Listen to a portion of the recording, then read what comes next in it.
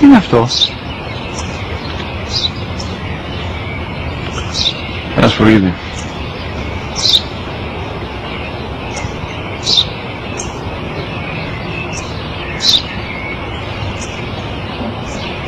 Τι είναι αυτό?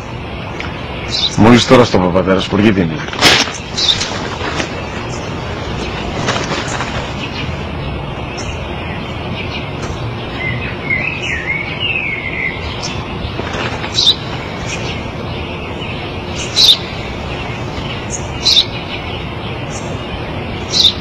Τι είναι αυτό? Ένα σπουργίτη είναι, πατέρα. Ένα σπουργίτη. Σπου-γι-τι!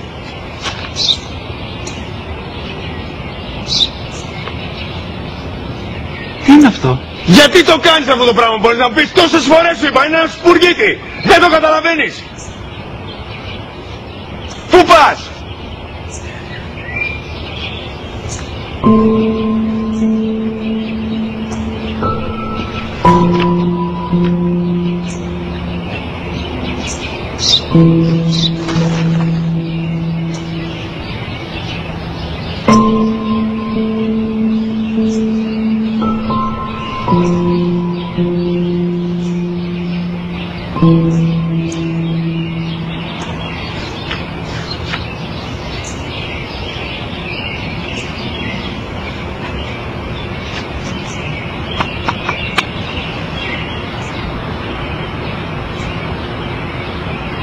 Δυνατά.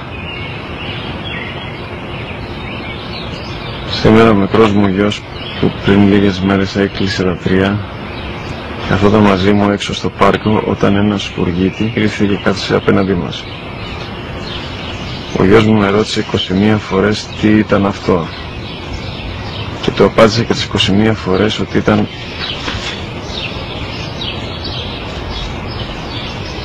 ένα σπουργίτη. Τον αγκάλιασα τρυφερά και τις 21 φορές που μου έκανε την ίδια ερώτηση ξανά και ξανά χωρίς να εκνευριστώ, νιώθοντας στοργή για το αθώο μου αγοράκι.